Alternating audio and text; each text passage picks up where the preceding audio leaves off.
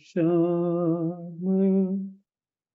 जय जय राधे श्याम राधे श्याम श्री राम जय जय श्री राम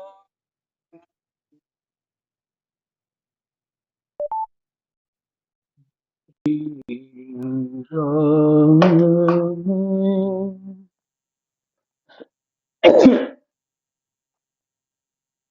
श्री गणेशाय नमः। श्री सीतारामाभ्यां नमः। श्री हनुमते नमः। श्री उमापते नमः। श्री गुरुवे नमः।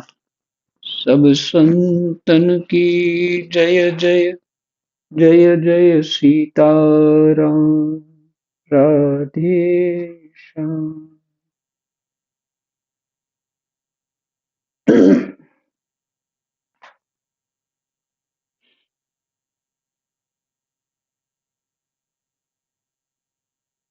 श्रीमद्भागवत महापुराण तृतीय स्कंद 15वां अध्याय और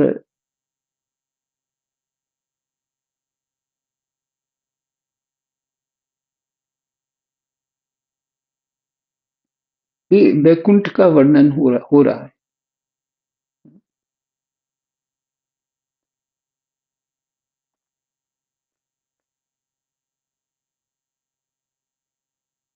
जो 16वां श्लोक तक पाठ किया हमने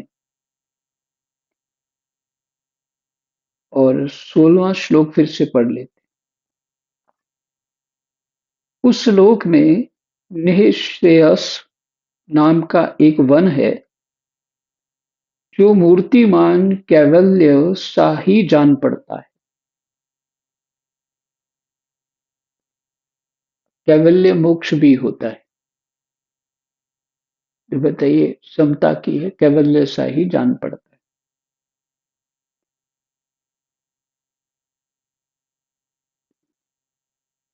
वह सब प्रकार की कामनाओं को पूर्ण करने वाले वृक्षों से सुशोभित है।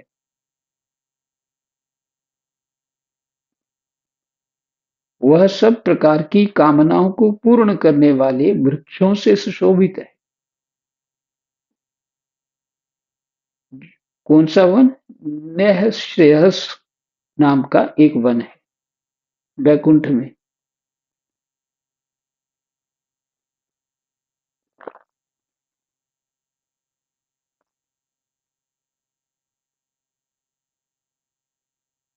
वो जिससे यहाँ कल्प वृक्ष है, वो समस्त प्रकार की कामनाएं पूर्ण करता है। उसी तरह वहां बहुत सारे वृक्ष हैं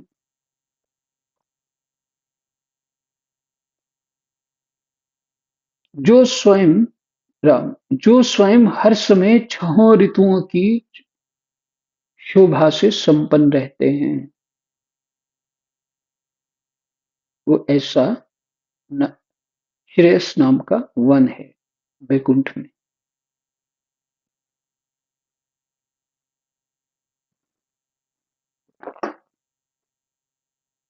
वहां विमानचारी गंधर्वगण अपने प्रियाओं के सहित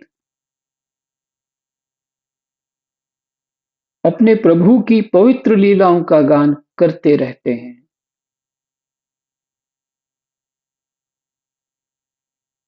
विमानचारी गंधर्वगण अपनी प्रियाओं के साथ सहित अपने प्रभु की पवित्र लीलाओं का गान करते रहते हैं, जो लोगों की संपूर्ण पाप राशि को भस्म कर देने वाली हैं। ये गंधर्व जो है भगवान की लीलाओं का गान करते हैं। वो लीलाएं संपूर्ण पाप राशि को भस्म कर देने वाली हैं। निश्चित ये जो हमारा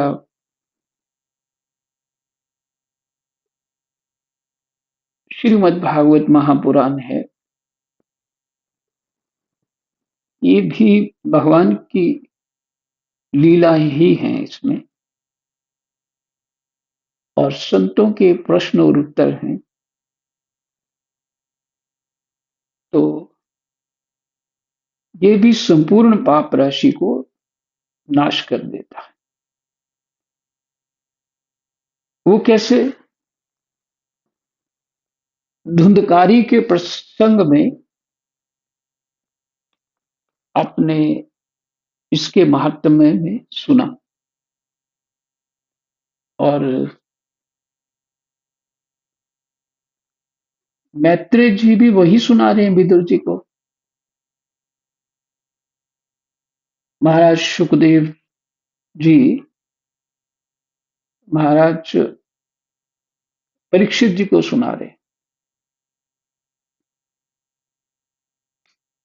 तो आपने ये वही जो गंधर्व गान करते हैं भगवान की लीलाएं, वही लीलाएं हम और आप गान कर रहे हैं।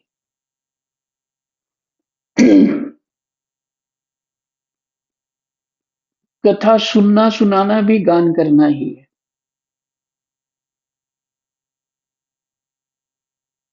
और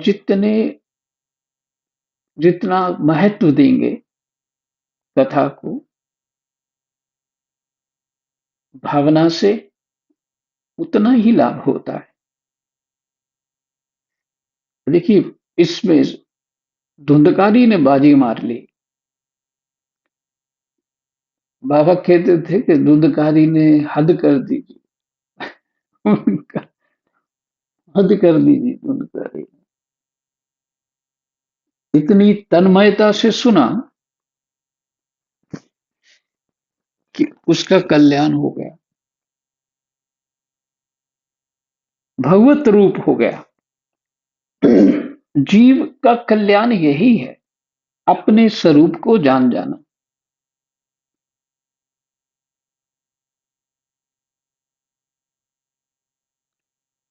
उस समय सरोवरों में खिली हुई मकरंद पूर्ण वासंतिक माधवी लता की सुमधुर गंध उनके चित्त को अपनी ओर खींचना चाहती है।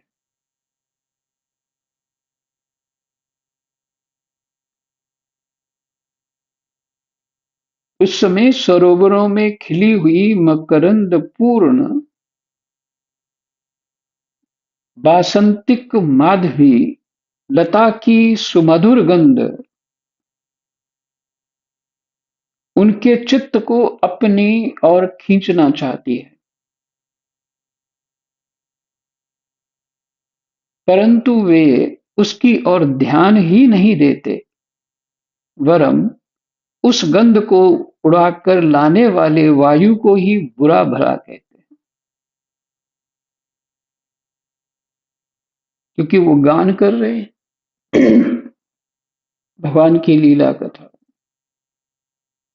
बहुत अच्छी सुगंध आ जाए, चित्त जो है इधर उधर हो जाए, कहां से आ रही है, पर इनको ये अच्छा नहीं लगता।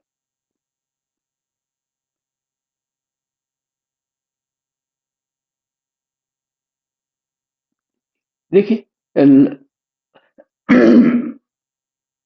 जो वाक्य हैं वो उसके साथ अपना चित्त जोड़ेंगे तो समझ में आने लग जाता है।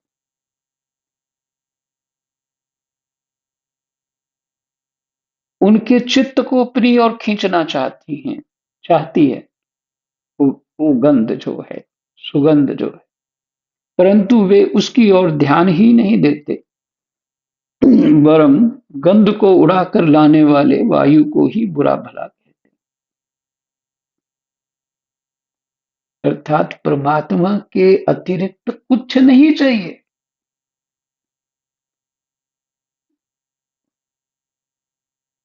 ना सुंदर दृश्य चाहिए मुझे, ना सुगंध चाहिए मुझे ऐसी। जिस समय भ्रमराज, राम राम, भ्रमरराज, मैंने जिस समय भ्रमरराज ऊंचे स्वर से गुंजार करते हुए मानो हरि कथा का गान करते हैं।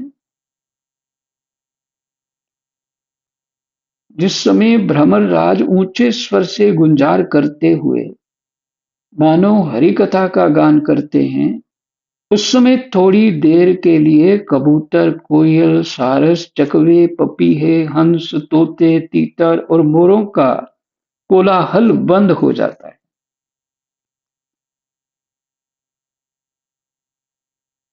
तो भ्रमरराज आपसे भंवरे ही हैं, और कौन भ्रमरराज हो। तो उसकी गुन गुन गुन गुन कर वैसे करते रहते, तो बाकी सब चुप हो जाते।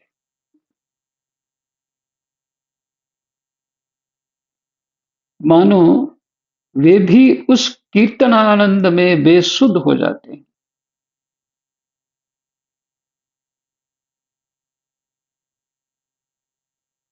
अब मुझे भाव लग रहा है यहाँ, वो बैकुंठ धाम में तो वही जाते हैं ना, जो परमात्मा के अतिरिक्त कुछ और चाहते ही नहीं, ऐसे दृढ़ निश्चय भक्ति वाले, अनपायनी भक्ति वाले वहां होते हैं। और वो वहां वो कुछ भी स्वरूप बदल सकते, कि सभी भगवान विष्णु रूप होते हैं, जो आपके इष्ट हैं उसी रूप में होते हैं वहां सब, सभी के सभी। तो ये सब लीला कर रहे, कोई भ्रमर बन जाता है, कोई तोता बन जाता है, कोई कोयल बन जाता है। अच्छा देखिए, कोई गंध बन जाता है, कोई फूल बन जाता है। वहां तो सब कुछ चिन्मय है, जड़ता नहीं है वहां पे। जा जैसी यहाँ पे है ऐसी जड़ता वहां नहीं।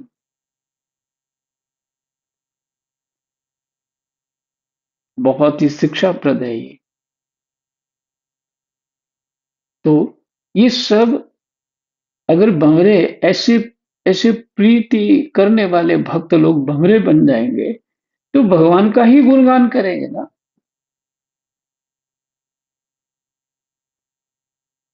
क्योंकि उनमें जड़ता नहीं है, वो भगवत रूप हो चुके हैं।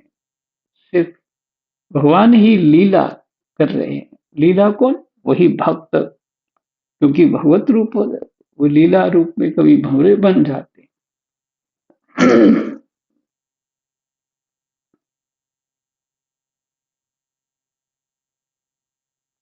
मानो वे भी उस कीर्तना आनंद में बेसुध हो जाते हैं, सभी चुप हो जाते हैं।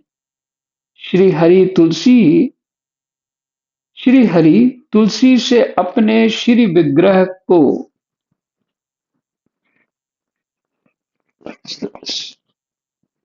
सजाते हैं। आवाज आ रही है मेरी कि कट तो नहीं गई? गड़बड़ आ हो रही है गई। आ महाराज रही जी। है महाराज ठीक है जी, आ जी, रही आ रही है। है जी। ठीक है, ठीक आ रही है महाराज जी। है। जब पाठ सावधानी से सुनेंगे ना, तो तब ये सब अपने आप हृदय से प्रकट होना शुरू हो जाता है कि एक दिल से गड़बड़।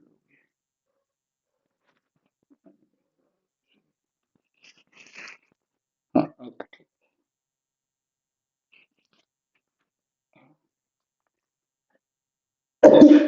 ये हृदय से समझ आने लगते हैं पूरे पाठ।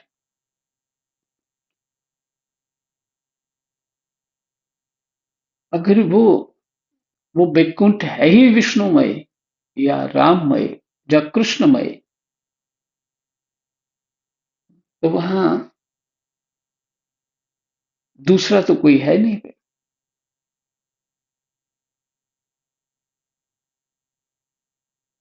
श्री हरि तुलसी से अपने श्री विग्रह को सजाते हैं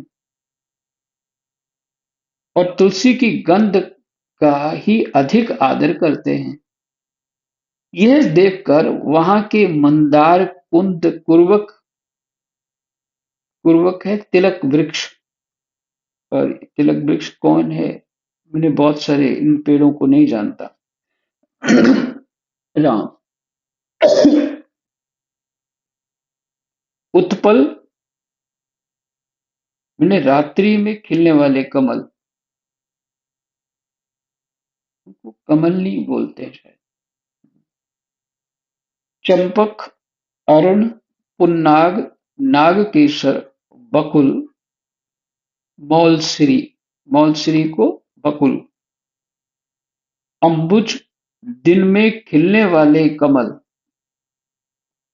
जो दिन में खिलते हैं वही सच्चे कमल होते हैं, और जो कमलियां होती हैं वो रात को खिलती हैं।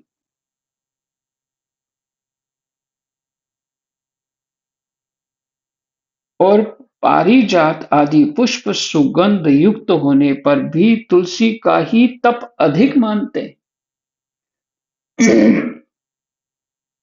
देखिए वही भाव चल रहे हैं जो भक्त इस पृथ्वी पे करता है, वही भाव उधर चल रहे हैं। वह लोक वैदूर्य, मरकतमणि और स्वर्ण के विमानों से भरा हुआ है, विमानों से भरा हुआ है, अमूल्य रत्नों से विमान बने हुए। ये सब किसी कर्म फल से नहीं, बल्कि एकमात्र श्रीहरि के पाद पद्मों की वंदना करने से ही प्राप्त होते हैं। उन विमानों पर चढ़े हुए कृष्ण प्राण भगवत भगवत भक्तों के चित्तों में बड़े बड़े नितंबों वाली सुमुखी सुंदरियां भी अपनी मंद मुस्कान एवं मनोहर हास परिहास से काम विकार नहीं उत्पन्न कर सकती।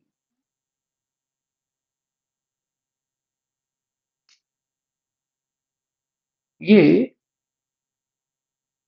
दृष्टि बुद्धि यहीं पे परिपक्व हो गई। वो वही वही वो वही व्यक्ति वहां पहुंचता है वैकुंठ में, दूसरा नहीं।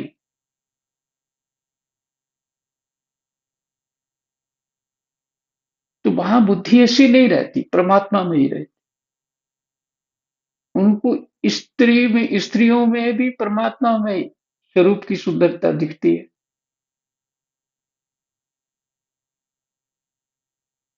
ऐसा होता ही है जीवन में। लगभग कभी कभी सबको ऐसा, जब सत्व गुण विशेष हो जाता है तो थोड़ा बहुत अनुभूति हो जाएगी, ऐसा होता है।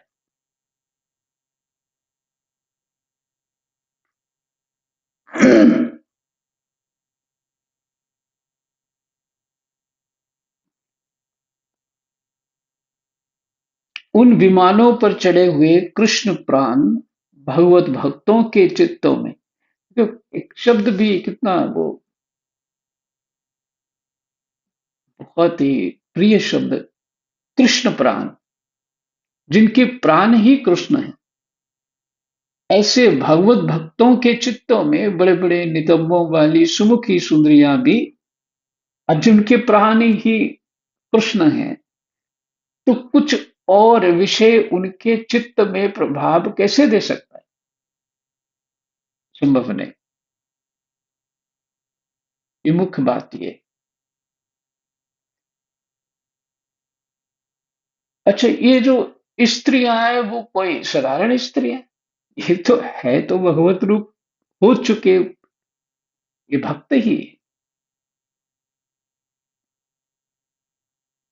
परम सौंदर्यशालिनी लक्ष्मी जी, जिनकी कृपा प्राप्त करने के लिए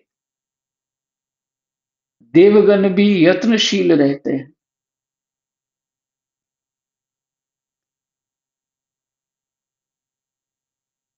श्री हरि के भवन में चंचलता रूप दोष को त्याग कर रहती हैं। श्री हरि के भवन में चंचलता रूप दोष को त्याग कर रहती हैं।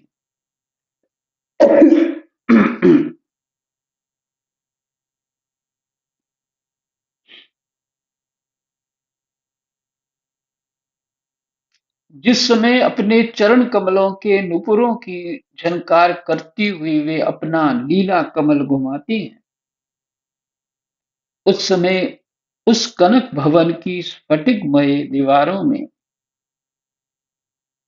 उनका प्रतिबिंब पड़ने से ऐसा जान पड़ता है, मानो वे उन्हें बुहार रही हों।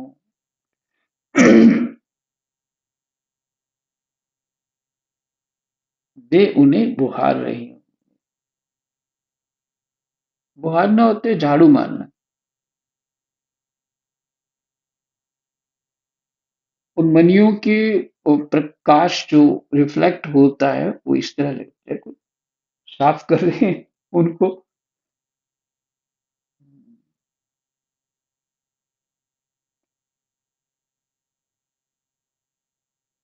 प्यारे देवताओं,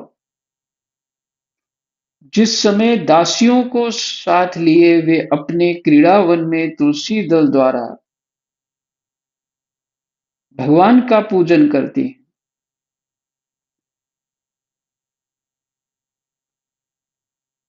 प्यारे देवताओं, जिस समय दासियों को साथ लिए वे अपने क्रीड़ावन में तुलसी दल द्वारा भगवान का पूजन करती हैं, तब वहां के निर्मल जल से भरे हुए सरोवरों में, जिनमें मूंगे के घाट बने हुए हैं, अपना सुंदर अलकावली और उन्नत नासिका से शोभित मुखारबिंद देखकर यह भगवान का चुंबन किया हुआ है, ज्यों जानकर उसे बड़ा सौभाग्यशाली समझती है ना। विचित्र लीला भगवान की।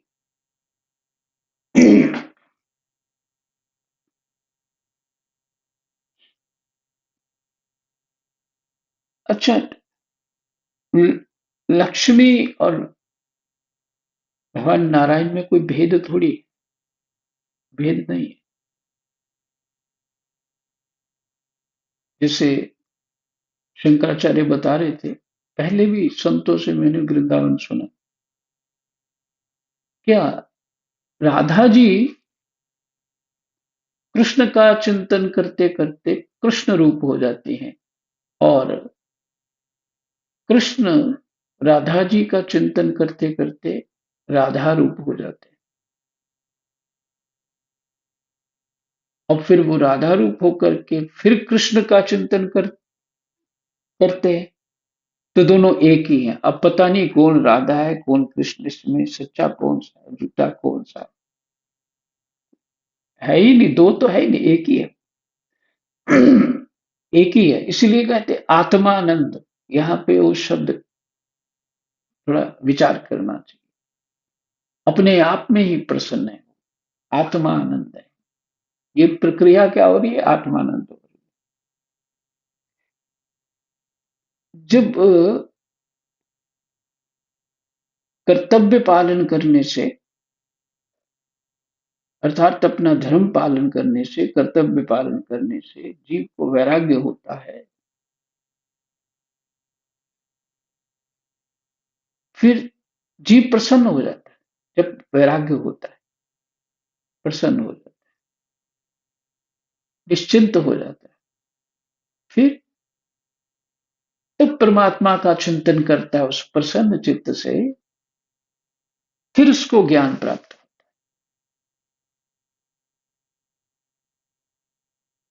फिर उसको ज्ञान प्राप्त। बताइए इस स्तर के स्थिति में जो चिंतन होगा वो कैसा होगा?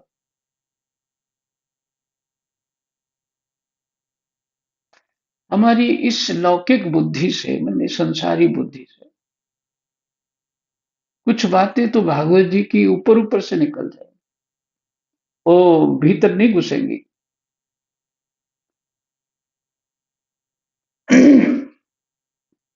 इसलिए जितने भी साधक हैं, वो एकाग्र चित्त होके परमात्मा में ही चित्त लगाए रखते हैं, निरंतर चित्त लगाए रखते हैं और अपने स्वरूप को प्राप्त हो जाते हैं।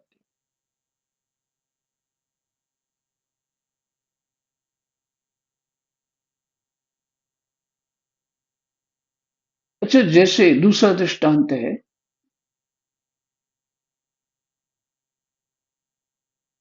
स्वप्न का दृष्टांत दूंगा, पहले इसमें पढ़ लेते हैं। प्यारे देवताओं, जिस समय दासियों को साथ लिए वे अपने क्रीड़ावन में तुलसी दल द्वारा भगवान का पूजन करते हैं, तो वहां के निर्मल जल से भरे हुए सरोवरों में जिनके मूंगे के घाट बने हुए हैं, अपना सुंदर अलकावली और उन्नत नासिका से सुशोभित मुखारबिंद देखकर यह भगवान का चुंबन किया हुआ है, यूं जानकर उसे बड़ा सौभाग्यशाली समझती। अब मेरा कोई चित्त ऐसी जगह फंस गया था कि मैं उसको प्रकट करना चाहता। तो ये लक्ष्मी जी, लक्ष्मी जी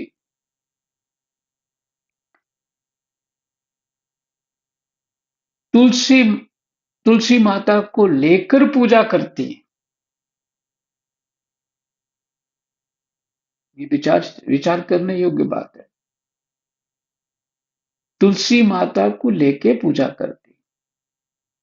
तो लक्ष्मी जी अ, भगवान से भिन्नता अपनी मानती नहीं, फिर भी तुलसी माता को लेकर के भगवान की पूजा करती।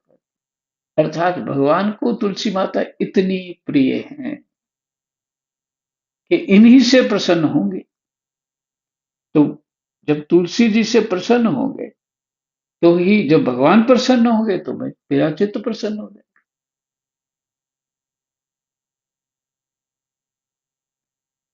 तो तुलसी जी का इसका अर्थ है, जो तप है वो अभूतपूर्व है।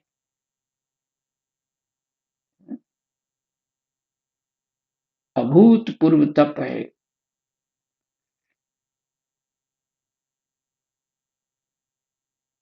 ये भी थोड़ा विचार बनाए रखना चाहिए, इसको स्मृति में रखना चाहिए।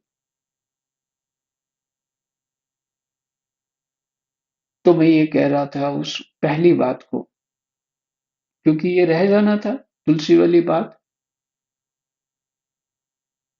तो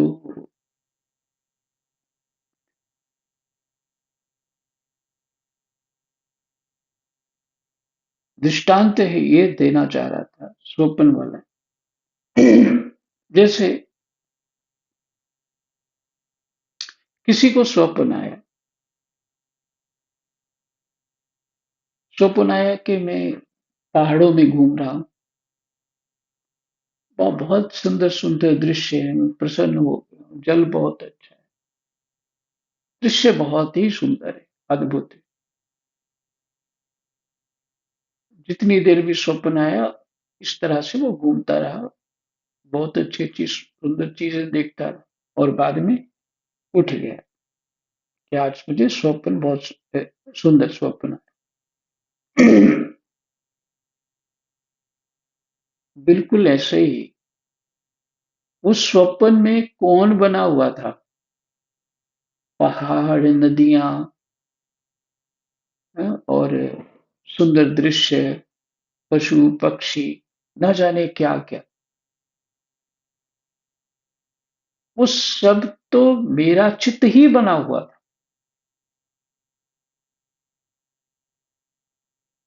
बिल्कुल ऐसे ही इसी दृष्टांत को यदि इसके समकक्ष रखे, वैकुंठ में भगवान ही सब कुछ बने।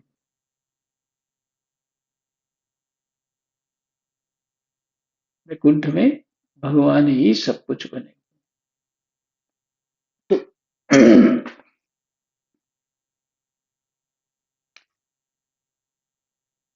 चाहे वो ये जो बताया कि वहाँ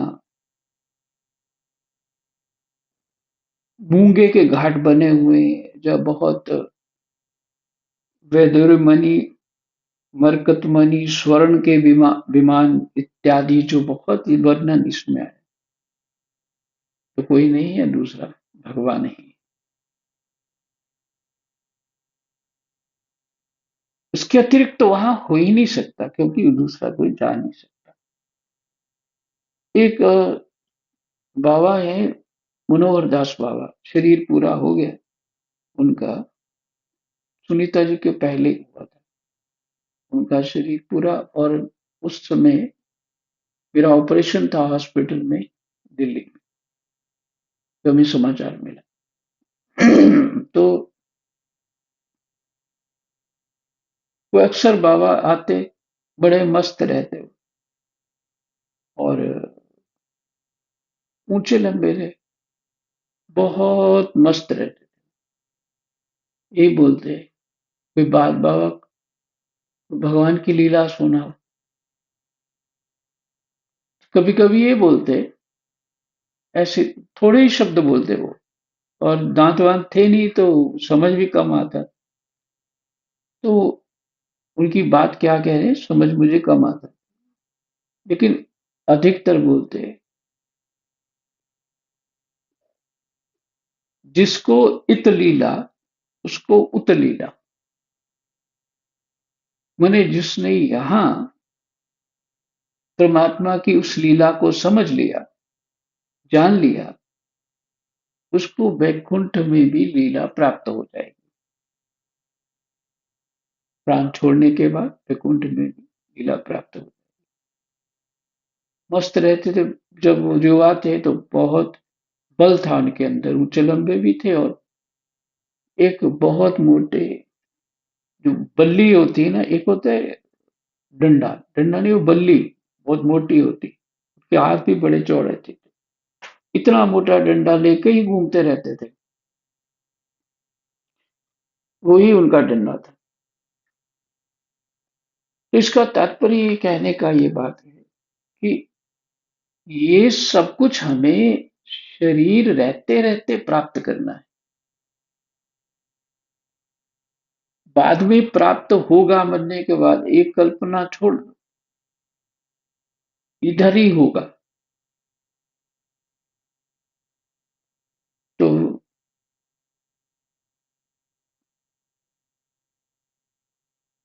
जो लोग भगवान की पापापहारिणी लीला लीला कथाओं को छोड़कर बुद्धि को नष्ट करने वाली अर्थ काम संबंधनी अन्य निंदित कथाएं सुनते हैं, वे उस वैकुंठ लोक में नहीं जा सकते।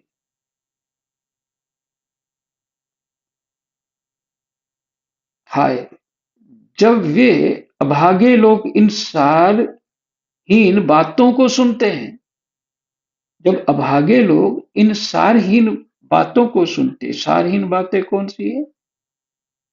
अर्थ संबंधी, मैंने धन धन संबंधी और कामना संबंधी बातें, ये सारहीन बातें हैं। तब ये उनके पुण्यों को नष्ट कर उन्हें आश्रयहीन घोर नरकों में डाल देती है।